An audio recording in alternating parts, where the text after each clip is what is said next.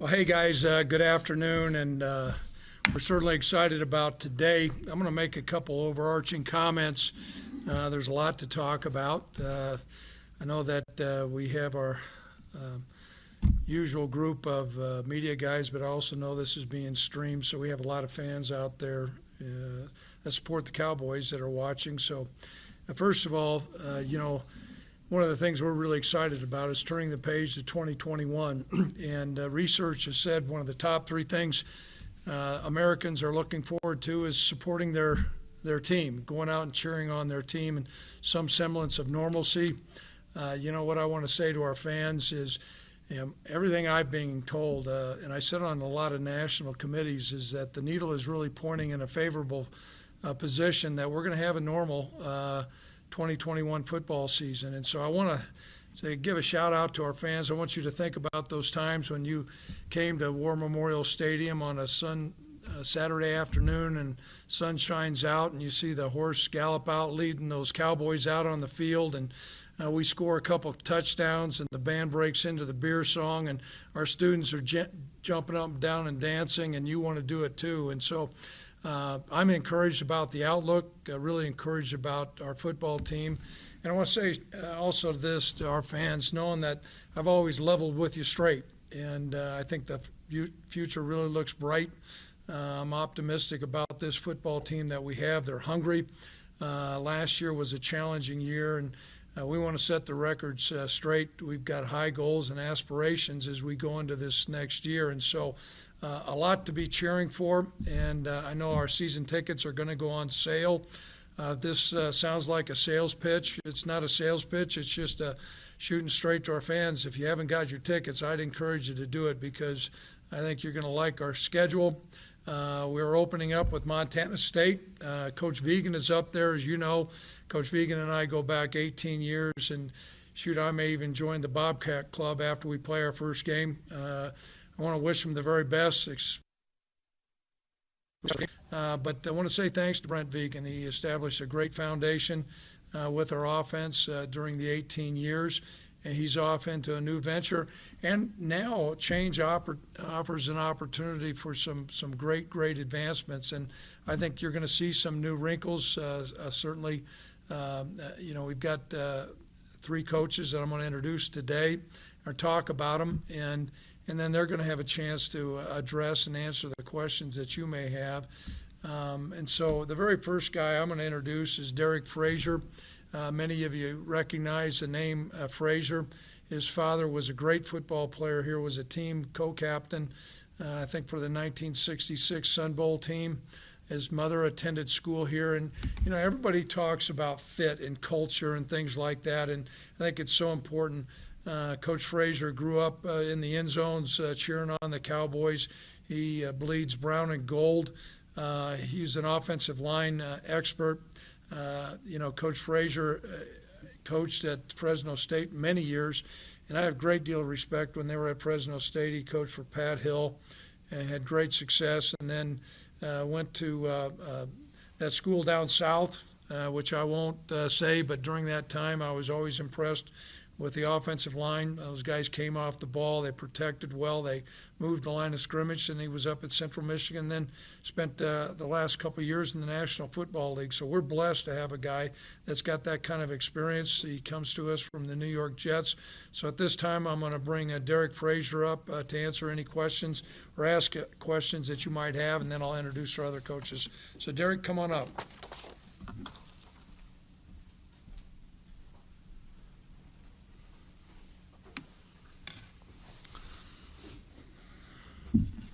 Good afternoon.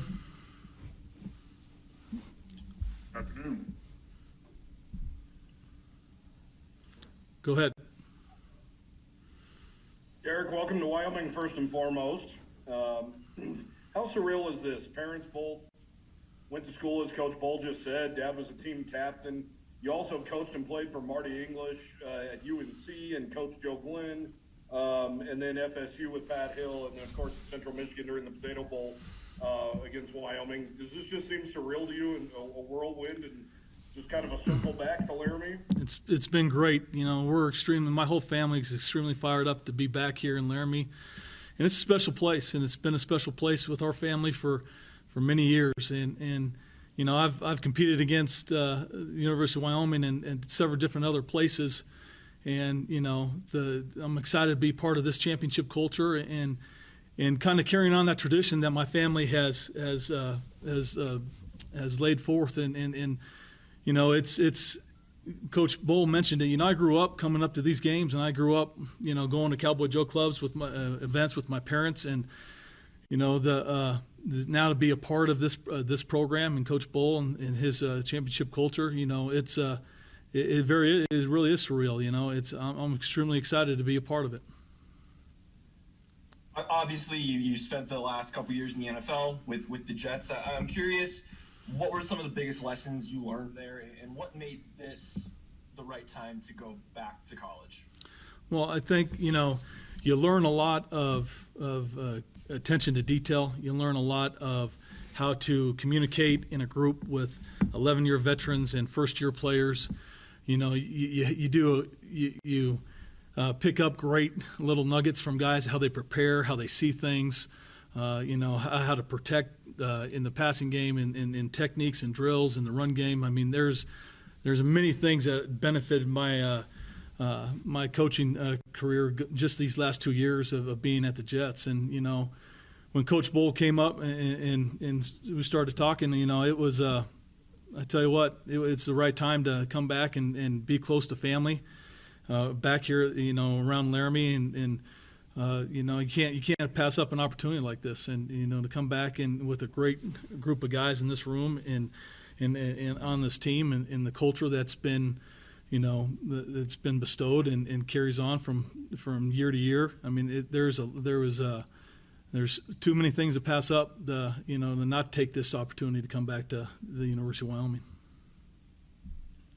I guess this is Davis Potter with the Casper Star Tribune. You're coming in with a new offensive coordinator, Tim. Obviously, I know Craig's talked a lot about re-engineering this offense. How do you think maybe your coaching style, maybe some of your coaching tendencies sort of mesh with what you guys want to do now on that side of the ball?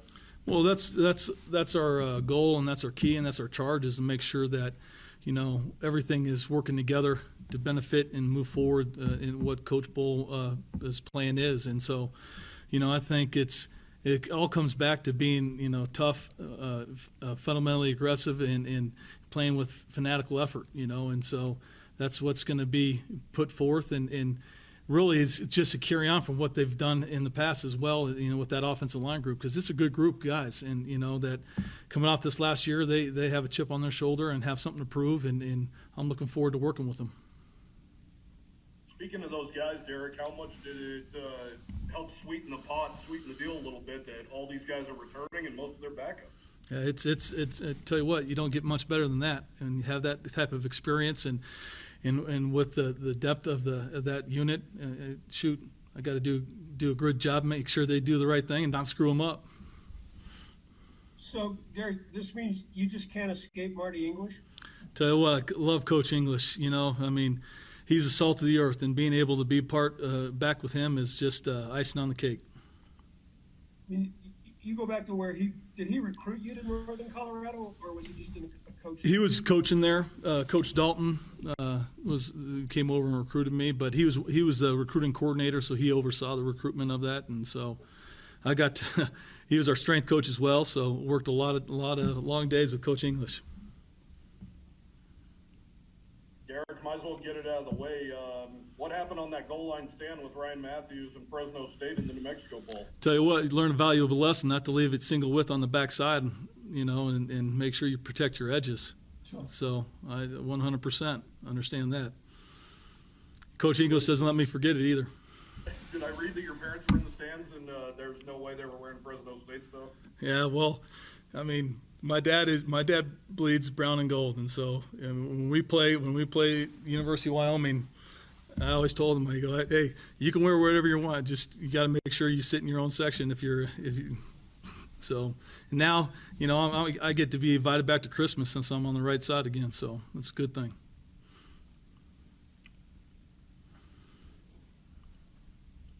Any other questions? All right, thank you guys. Thanks, Derek. Thanks, Derek.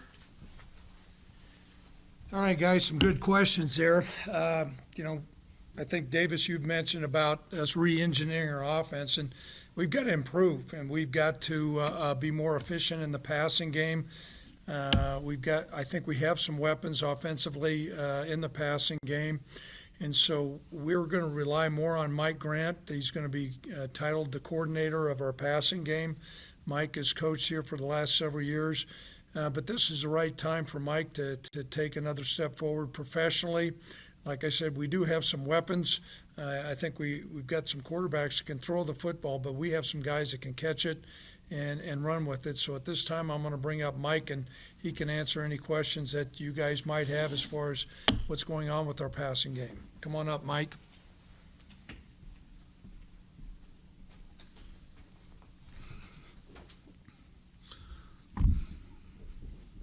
Hello. Hey, Mike, how's it going? Good. Good, can you hear me? Yes. I don't know if you can boil it down to one thing, but when you look at last year's passing attack, what would you say was the biggest problem? And now that you are the passing game coordinator, what do you do to get this thing back on track? Well, I think a lot of it boils down to opportunities. I think just being in the room with Tim here the last couple of weeks, we're seeing some things that we're both on the same page where we can have an opportunity to take advantage of some of the things that defenses have been giving us, particularly because we run the ball so well. And I think that we're more talented than we have been in the past, that we'll have the opportunity when we're given those one-on-one matchups out there that we can take advantage of them. And I just think at times where we weren't taking advantage of those things, after going back, watching tape, reviewing it, that those are things that we need to take advantage of what we're doing. Mike, how important is it to get these big tight ends in on the mix when it comes to the passing game? Well, I think it's huge. We rely on them so much during the blocking phase of it. We're getting guys in matchups or in their personnel that they don't maybe want to try to cover. And, our tight ends are very athletic, can get involved in the passing game, can stretch a linebacker. Very few linebackers in our league are going to be able to cover a Trayton down the field and those kinds of things. So allowing those guys to not only do a lot of the stuff that they do in the run game, but allowing them to open up down the field, I think was really going to help us tremendously. Mike, what was that the biggest frustration or disappointment, whatever word you want to use, that you guys have been running the ball so well, yet you rarely could take advantage of that through the air when teams tried to stack the box against you guys? I think it was. I know a lot of it has to do with sometimes, we play in difficult weather here, and that's part of being here. But other times I thought, it was time that we should be able to take advantage of some of the boxes that we're given, some of the personnel. I think we've done a great job as a staff recruiting some guys with some ability out there on the outside that could allow us to take advantage of some of the defenses that we go against, or particularly the defensive backs that we go against week in and week out. And, it was not so much we're banging our head against a wall there, but I really thought that there were some opportunities that were available to us. And just like I said, being in a room here in the last 3 weeks, I think some of those opportunities are going to be taken care of this time. Yeah, Mike, you haven't had a ton of time to work with Tim yet, but I'm curious, just in the amount of time that you've been with him so far, is he philosophically a lot different from what you guys did? What sorts of changes and quote-unquote wrinkles do you think we can see?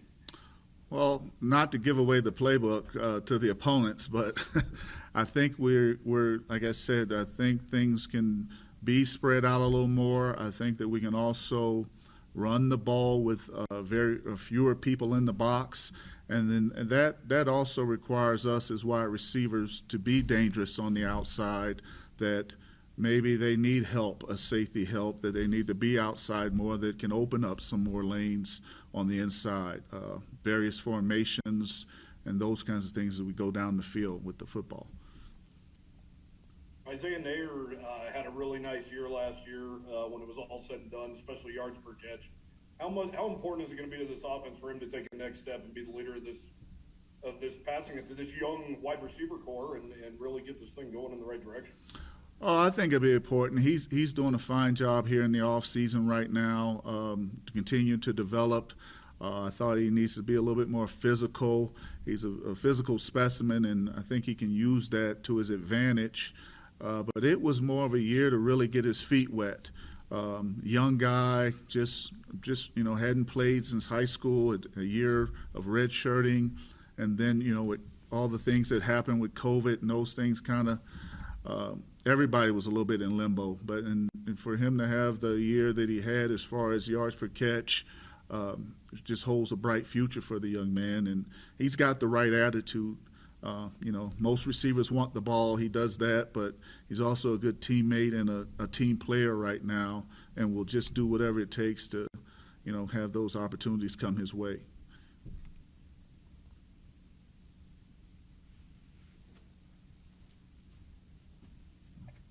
Got more questions, guys?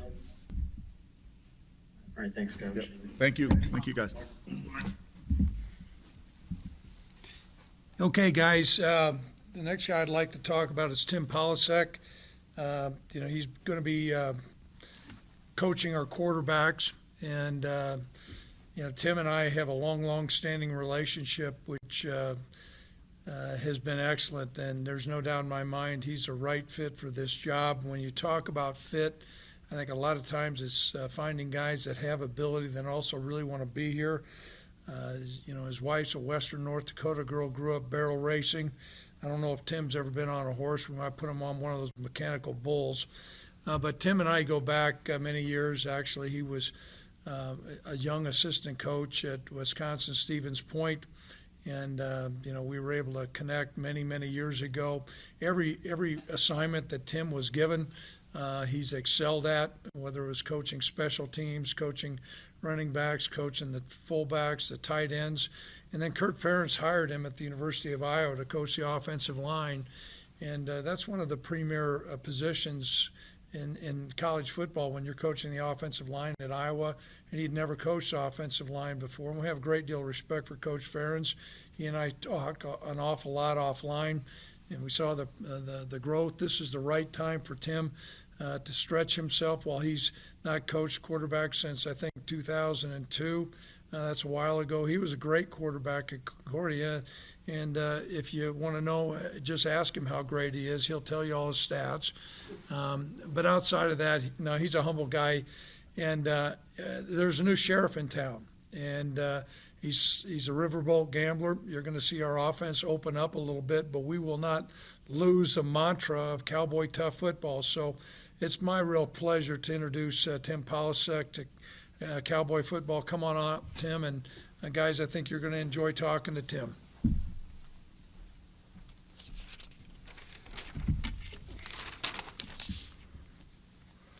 Well, thanks, Coach. Good afternoon, everybody. I just appreciate you guys being here. All the fans that are out there and taking the time to do this. I look forward to getting to know all you guys and working with you. I've always believed that relationship's important as we, support Wyoming football and get it out there nationally and across the Midwest and across the league. I want to take the moment just to thank a few people or a couple different groups of people. First and foremost, I guess, working back, from the most present, Kurt Ferentz and Brian Ferentz, just a special thank you to those guys. I've had some time to reflect, being in the hotel here for these two and a half weeks, and just the importance of, doing the basics, doing them really well, and the things that really matter, to having a successful not only football season but football career and football program. My heart goes out to those guys. My support goes out to those guys. I really appreciate the opportunity they gave me. Secondly, I'd like to just thank all the former players that obviously us as coaches, we can only continue to move forward and advance in this business with their excellent play and performance. And I've been real fortunate to coach some good players, some harder to coach than others, but I really do appreciate those guys. It's a big reason why I do coach college football and absolutely love this job. I mean, I know how fortunate we are as college coaches to be able to do what we do. I think that, without mentioning a special thank you to Coach, it's interesting. The further along down the road I got, I'm sure Seth Wallace at Iowa, next to my office, got a little bit tired about hearing about Coach Bohl and his philosophies and beliefs. But the longer I tracked in this business, I kind of just started to realize, man, my philosophies, the backbone of my beliefs, kind of were developed through 2006 and 12, with Craig Bohl and him being such an awesome mentor to me. And I look forward to his mentorship and his leadership and being with him. I'm excited. I got to be honest, we've always connected at the national convention and we've been on the phone with each other and so forth and so on, but it's been a great 2 weeks just seeing him. I look to him a lot like a father, and he means a lot to me. I'd be remiss if I didn't thank my rock, Jill Polisek, who's back home going through another move, packing the bags and packing the boxes. And, I love her so much, and I'm starting to miss her. I told Coach, we got to get her up here. But we've found a wonderful home here in Laramie. It's been good. I've been able to get out into the community. We've had a Cowboy Joe event. I've really appreciated the people in Wyoming. So far so good. There's great places to eat, and the guys on the staff have been wonderful company. It's been good getting to know them. Right now our primary focus has been on terminology and scheme, within the system that's already in place. We're trying like heck to do everything we can to keep terminology the same so our guys can play fast, aggressive, and confident within the confines of our system. The guys have been phenomenal sharing their thoughts on the past, but quite frankly, we're more focused on moving forward and trying to get this thing, to where we can be an explosive outfit that takes advantage of all 53 yards width-wise, and then we got to be dominant on the midline. It's kind of one of those things, as fans watch the game, they kind of just see a play that's in the core compared to a play that's outside. I think we want to leverage Mike's group in the run game. We want to leverage Gordy's group in the run game, and that all starts with the guys up front, including Shannon Moore's, guys with the tight ends who oftentimes in the run game get overlooked. But right now, we're trying to get to know the kids as people and as students. That's first. And then second, we're trying to do a good job of getting to know them as athletes. And we're doing everything we can in the mornings to evaluate their movement skills and their ability. With that, we'll open it up for questions. Coach, you hadn't coached the offensive line before you went to Iowa. How much did that help you get a better understanding of even the areas where you had coached before, but maybe had become a little blind to other parts? I think that's a great question. Protection-wise, I feel like, 4 years ago, if I was, at the infant stages, I have a great deal of experience now. And that's probably been the one thing that's, been really good about Derek and I have been able just to start to communicate. Iowa's very much NFL concepts, as far as protection, very multiple in protections. I don't see us being that multiple here, but Derek's been able, to share what they had with the Jets, and then his time with Pat Hill, so we've been on the same page there. That would be the first thing I would say. And then the second thing I would say is just my appreciation for that group. Like, I've often said this, if we've had more guys that were O-line type guys, for the betterment of everybody else, right? I think the world would be a better place. I really enjoyed learning about their respect level for the group and for the team and doing everything they can to make everybody else's job easier. Those would be the couple things that I would comment on. I mean, those kids, and there hasn't been a day that hasn't gone by. I haven't thought about that group that I left because those are the bonds that you create with that kind of position group. It's a little bit easier to develop the relationship there as long as there's a respect level and a trust. Good question. I appreciate it. Hey, Tim, can you hear me? Yes, go ahead, Michael. I got two questions. The first, I have to ask, is the golf club story true? It's true. Okay. And second, I thought it was interesting you brought up that your first thing that you're doing right now is meeting your players on a personal level. Why is that so important to you? Well, I think we're going to go out there and we're going to challenge these guys. You know, I don't like necessarily using the word demand, but it's a hell of a lot better than demeaning, right? And so in order to coach these guys and to have a standard of excellence, I think we got to know those guys as people. You know, one kid might respond a certain way to, aggressive coaching, and another guy might respond a little bit better if you're talking to him outside of the group. You know, and so I think it's really important, and we're just getting started. This is going to take time, you know, and that's one of the things that's exciting about a new job, but at the same time, it's one of those things that takes a great deal of work and effort, and I think that's a two-way street. You know, I think that the kids got to learn I'm a different guy than Brent Vigen. You know, I'm going to be a guy that believes in coaching it right now. I mean, we need to be proactive in making corrections and critiquing actions of kids and not necessarily attacking the person. But I think that has to happen. You know, we got to go. And so I do think that's an important element. I think, you know, they're the foundation of the program. And I know ever since I've been around Coach Bohl in 2006, we want to be player-led. Well, in order to know what you can get out of each and every guy, you got to know, you know, heck, where they're from, what really drives them, what makes them tick. And, you know, it's been good so far, but it's handshakes in the weight room. It's high fives, you know, on the field when they're working out. And so we're still in the process of doing that. And the golf club question is very true. The part that gets left out is just how generous the guy was, you know, just sending it to me. So he basically ended up giving me the $250 to get to Fargo. And I'll never forget that. And I have a strong appreciation for everybody that's in Iola, Wisconsin, you know, supporting me. Hey, Tim, in your conversations with Craig about this job and taking this job, what did he tell you? What did you guys talk about in terms of what he wanted this offense to look like sort of moving forward? Well, I think, you know, he made it real clear that, you know, maybe in the last couple of years, you know, we had just come up short of the standard, you know, and the goals, you know, in some areas. I think we talked specifically about a couple areas that I'm not comfortable sharing, but, you know, it's real clear to me what Coach's vision is.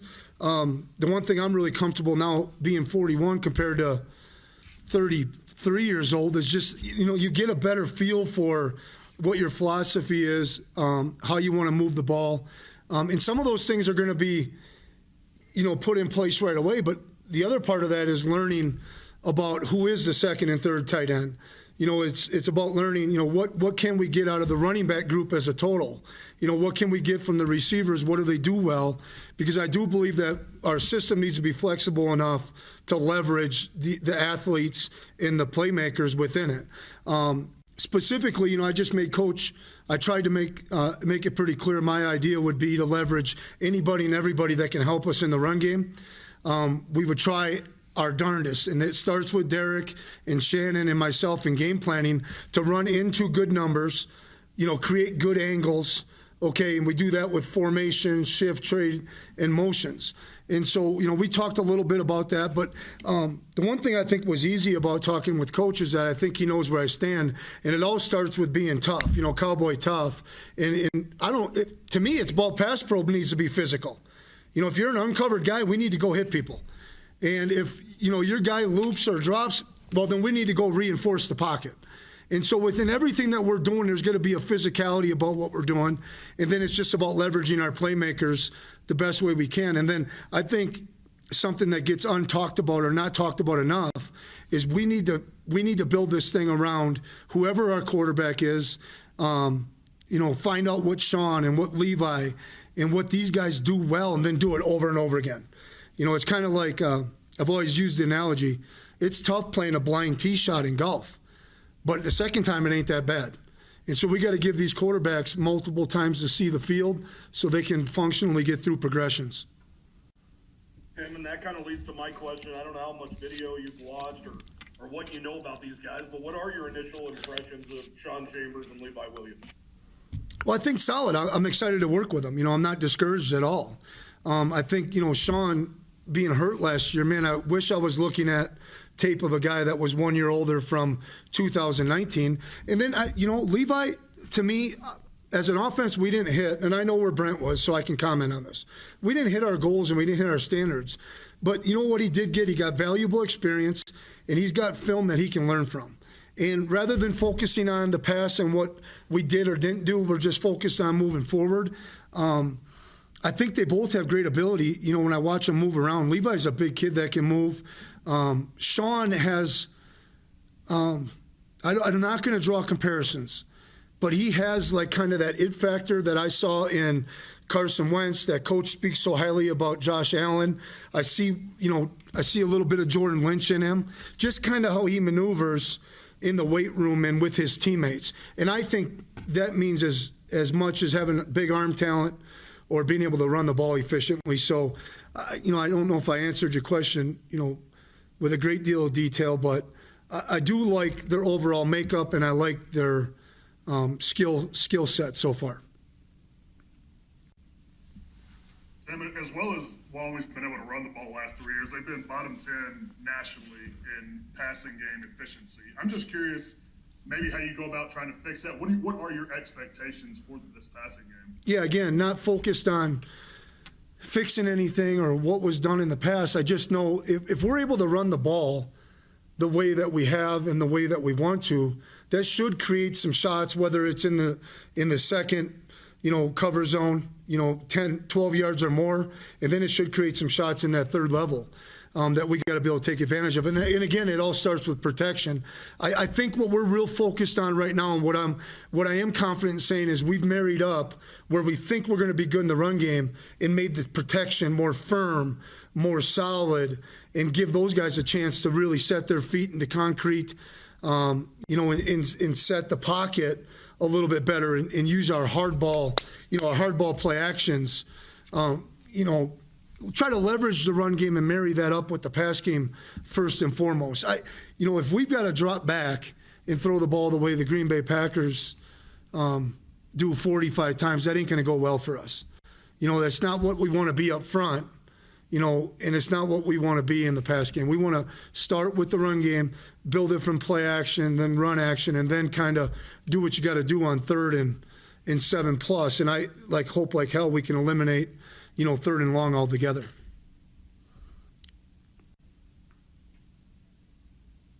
So, Tim, we heard a story that last time Craig Bohl called you for a job, you cracked a beer and you were doing some wood chopping and stuff like that in the middle of Wisconsin. What was this phone call like, and did you crush a Miller Lite? I didn't crush a Miller Lite because it wasn't necessarily a job offer, but it was an interesting, here, I'll share this with you. With the COVID, in our last 2 games getting canceled at the University of Iowa, which were unfortunate because we were doing this, really playing at a high level. I think it gave all of us coaches time to reflect on, what it is that we really want out of the business, what it is that we want out of our careers. And I know, I just consciously remember thinking like, man, I'm craving wanting to lead again. I'm craving wanting to help assistant coaches, grow and become coordinators themselves. And it was the first off season I was really starting to miss that. And all of a sudden, you get a call. I believe it was Friday at 1:00, and I happened to be driving around before the recruiting coordinator at Iowa were going to play golf on a simulator. And coach just said, hey, Brent's in the early stages of looking at the Montana State job. Would you have interest? And I immediately answered, Coach, absolutely. I got to get with the command center, my wife, and I said I'd really like to do this professionally with Kirk Ferentz, but yes, I would be interested. And then from there, you're kind of playing a little bit of a waiting game, finding out what would happen if there was going to be a position open. But your mind starts to think about the players you got at the time. Those guys, I don't want to list anybody because I'll forget someone, but they mean so much to you. But then I really just started feeling like, man, to be around great people in a great program, opportunity, it was going to be doable. And it was exciting. It was exciting from the start.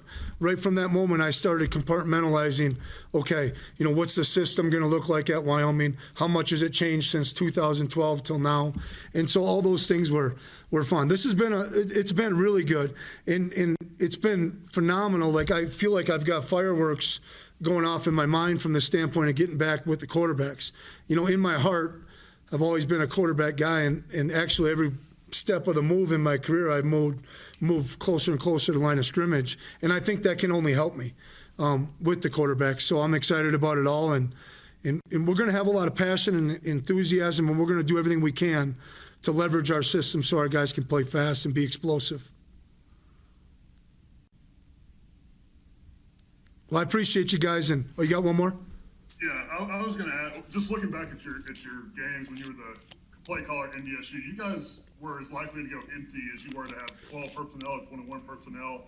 You did a lot of different things out of that. I'm curious, was that just specific to the personnel you had there, or is that something in your offense to where you might see that at Wyoming?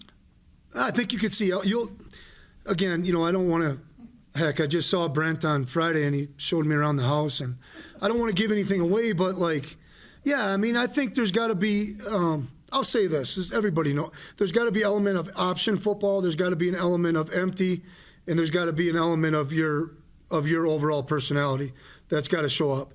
And so when we were at NDSU, we were fortunate to be piggybacking what Coach Bowl had built, and then what Chris Kleiman's vision was. And then we were fortunate. We had some good quarterbacks, and we had some pieces there. But we're going to be predictably unpredictable, like Coach likes to say, and we're going to make people defend all of our personnel groupings, all of our formations, and then the whole 53. I mean, that's, in my mind, that's what I keep coming back to. Run game and pass game, we got to be able to take advantage of the 53 yards, of width, and make people understand that we are going to create angles and leverage in the run game to take advantage of those things. Looking back on things in 14, it was interesting. Carson Wentz had broke his wrist, and he missed 8 games. And it was kind of interesting. We went back to our basics when Easton Stick went in there, and we averaged 5 more points per game with him than we did with Carson. And I think a big part of that was just getting back to the run game and then play action, run game and play action, and then spreading people out. One more. They're giving me the thumbs up for one more. Okay. Is that you, Michael? You mentioned at the very beginning that there was something about Craig Bowl that you've wanted to follow. That if you get the call from him, you're going to pick it up. What is it about Craig? Well, I really believe this. Coach's vision in 2006 and 7 and 8 was like we were building something. We were getting ready to be playoff eligible. We were working through having some D2 kids, and there were some wonderful moments. Some of the best moments in my coaching career were in those years, beating some MAC schools, having some real dogfights with South Dakota State. But then we hit this patch in 2009 where, we were transitioning to being playoff eligible, and we learned real fast that we had to get through this school, Northern Iowa. And we weren't there necessarily physically. We weren't there with how the guys looked.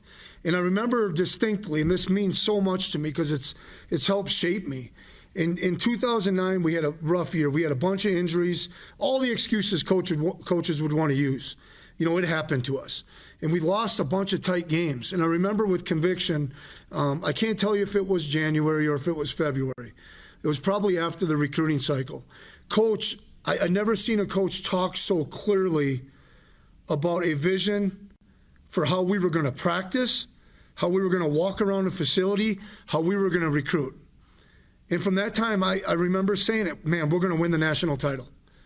I didn't know if it was going to be 10 or 11 or 12. I didn't know it was going to be, for Coach, it was 3 in a row, right? And I had left in 13, but man, I remember taking notes and going, oh my God, this is the key. This is the key to my career. Somehow this is going to mean something. And so from that standpoint, that clear vision, the concise plan and how to get the job done, whether it's double repping or how you're going to recruit and being methodical and going out, Coach says this all the time, we got to go out and harvest our crops. Well, he's talking about getting into 8 schools. and not taking, time for a 20-minute nap. And I still recruited at Iowa like a Division III coach.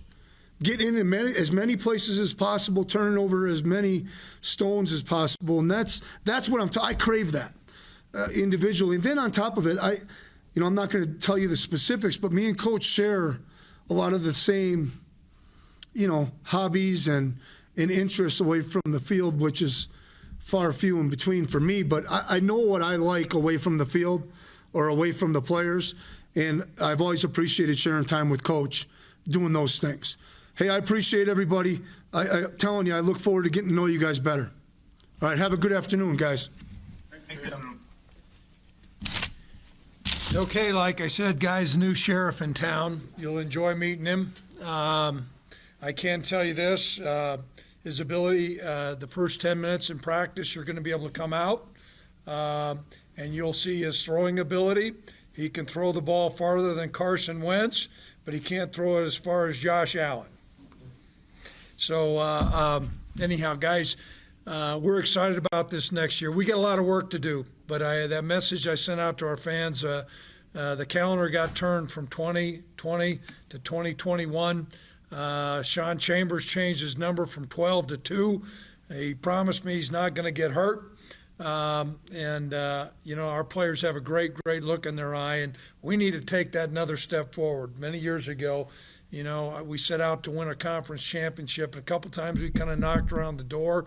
We need to kick that door down this year. So Tim and all the new coaches, Derek, and then Mike's new role is going to have a big impact on that. So is there any questions that you guys have of me before we go ahead and conclude today? Yes, Mike. Michael, go ahead. Yeah, no, I was just going to ask, is the plan still for the Spring Bowl to start sometime in May? Yes, it is. I think we're going to start on this April 6th is when we're going to start, and then I think the spring game is May 8th. So we moved everything back. A lot of that was obviously had everything to do with COVID, and we're hoping some more vaccines get out. Just to fully disclose, I've been vaccinated now, so I'm excited about that. I think, Davis, you have a question. Yeah, Craig, the title of passing game coordinator, was that something that was just built into Brent's duties, I guess, or is that something that you felt like you needed to add with Mike? You know what? Brent first started out as a passing game coordinator. And so during this time, he kind of led in that area. That's not to say that Tim's not capable at all of designing great passing game, but Mike's got a great deal of experience, and so to piggyback off everything as we re-engineered this staff, it was important for us. I can't say it enough. We've got to be more explosive on offense. It cannot be 3 yards in a cloud of dust, but we cannot forget who we are. I mean, we're the University of Wyoming. We're the Wyoming Cowboys. And so that makeup and the vision that Tim has to bleed those two, Mike and him together, I think is really going to be important. But now I do want to be clear. Now Tim's going to be calling the plays, and so he'll get advice from Mike during the course of the game. But Tim's going to be at the control and calling all the right plays. Okay, and yeah, Davis, another question. Craig, any of these recruits that you just signed, are any of those guys early enrollees that'll go through the spring or not? Yeah, we have one. I think Zaire is from Valor Christians, an early enrollee, but outside of that, we're not. And I know a lot of you guys have been writing about what players are coming back and things like that. We've got everybody back with the exception of the players that I mentioned, the 3 that have chosen to pursue some other opportunities. So I think it's a good case in point. This football team's hungry. We're older. It was interesting. I talked to Kevin McKinney. He talked to me about how experienced we were. But the thing is, everybody's experienced, guys. Everybody has a lot of players coming back this next year. But, guys, I cannot wait to where we can start having our regular press conferences. Everybody, I can look each other in the eye. Like I said, the outlook is really bright. The information that I've got nationally has been really encouraging that the state of college football is going to be almost completely normal. So all those fans that are out there, think about coming to War Memorial and sing along with our students, okay? Thanks a lot, guys, and go Pokes.